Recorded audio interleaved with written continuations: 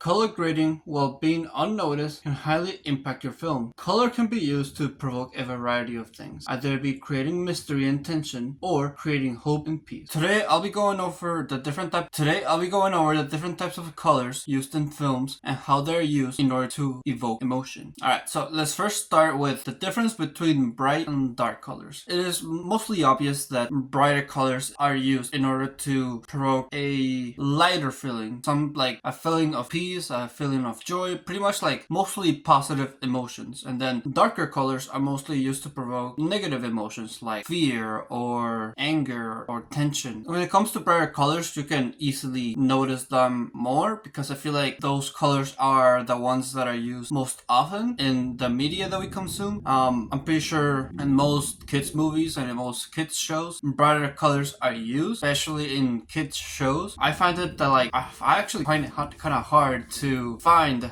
darker colors, but yet again, it also depends on the scene because some kids movies do use darker colors. It just depends on the tone of the scene. If in the scene maybe we have a character crying, obviously we're gonna have darker colors, and maybe in the scene we want to show the villain, then of course we're gonna have darker colors. Actually, they just came to mind, but the scene where Elsa is being attacked by the people, like I don't remember, like the villains, I guess, in the first Frozen movie, that's where the snow castle, that's when they start using darker colors. I think it was like dark yellow. I'm not 100% sure, but if I got that right, that's a good example because this just came to my head. But that's an animated movie. You have more of a control when it comes to this aspect. Like if it's animated, like for example, on that scene, you wouldn't be able to do the same. You wouldn't be able to just like drastically change the color of the scene like just like that. It would probably must have taken, I mean you could probably, but it would most likely take like a long time. Whereas in live action, you could have like the scene before where she sings Let It Go and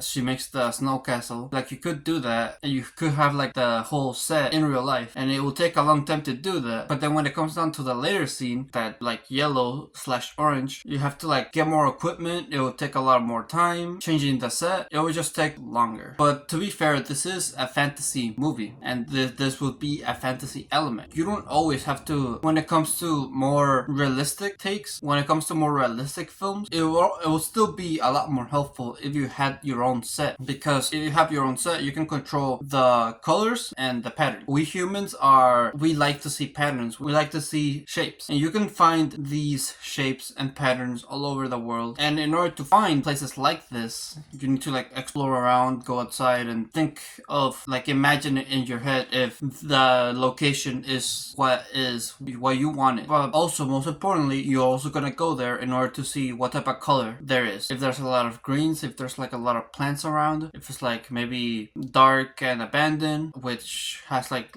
dark blue colors. What I'm trying to say pretty much is when it comes to filming outside, you're not gonna really have control over the colors that there are unless you go into post and you color grade yourself, which by like making the certain colors pop out. You could do that, but it's also gonna look unnatural. I don't know, I feel like I find it whenever I try to change the color grading in some of my videos, it just looks unnatural, like it feels forced. That's why I don't do it often, but if I did, I would try like emphasize more of the colors that I wanted. Like I would try to make this blue shirt stand out even more, maybe also my red poster over here. But yeah, you could do that, but you could also build a set, which not a lot of people are gonna have the chance to do that, but if you do, you have the freedom to choose the colors that you want. If you want a room, like a living room, to have yellows and blues, light yellows, light blues, not light reds, you can probably do that. Could you do that on a normal house? Yes, but the structure would be totally different. You want the structure in order to make it so the colors pop out more. On a set, you can do that. Not necessary, of course, but really helpful. Alright, let me give you another example using the same color. So light yellow represents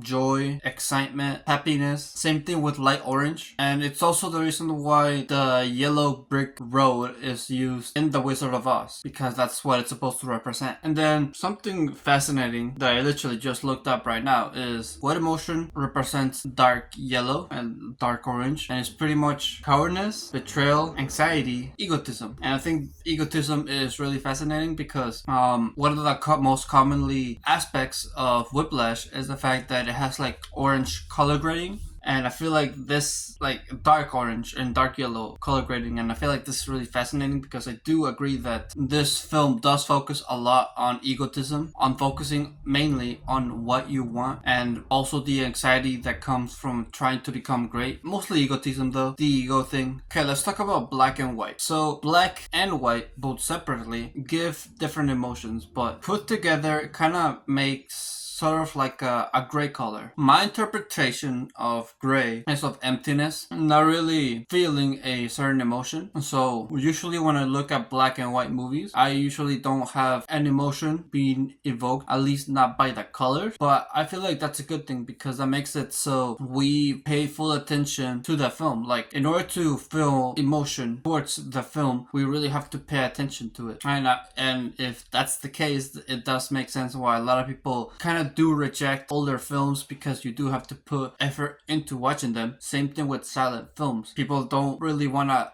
like, we have things so easy nowadays that people don't really like to put effort in them. And so you're gonna tell other people to put in effort in watching a film? Of course not. People like to be told how to feel. People want to be told the message of the film. That's why you have a lot of films that the message is like really obvious. It's like in your face. Like there's some films that make the message subtle and make it so you have to figure out the message for yourself. But there's also a lot that assume that you're stupid, you're lazy, and just tell you the message of the film. But not with black and white. Black and white, you have to like pay close attention to the acting and story because in order to feel emotion, because the colors they're not helping you in drawing out the emotion of the scene. And I would say in order to use black and white effectively, you have to be good at lighting because that's another thing that we judge movies off of. People would say that cinematography would also include color, and obviously lighting is what helps draw out the color. But since there's no color here, lighting is used to help out more of the environment and more of the actors without taking note of color, which, you know, could help. A lot of people differentiate movies based on their color grading. Breaking Bad is like known for having like different color grading when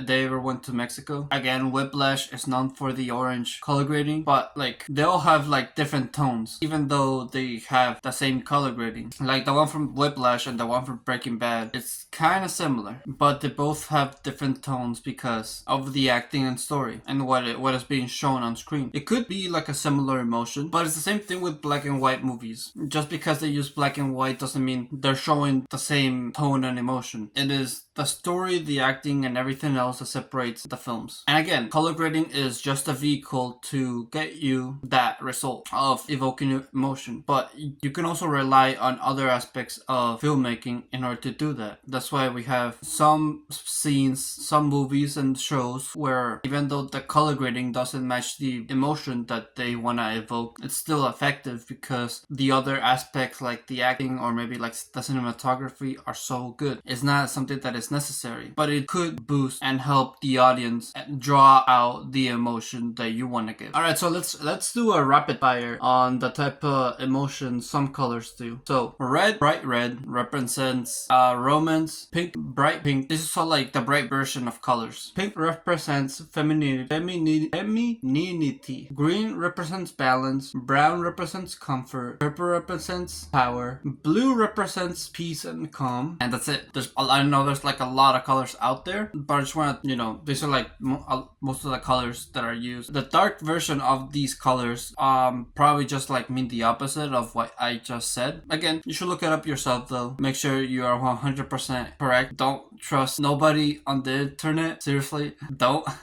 Always double check. Make sure you do your own research. Be safe. Toss some grass every once in a while. And with that, thank you for watching this video. If you liked it, make sure to leave a like. Subscribe if you're new or if you like my channel. And always remember to live your life like there's no tomorrow.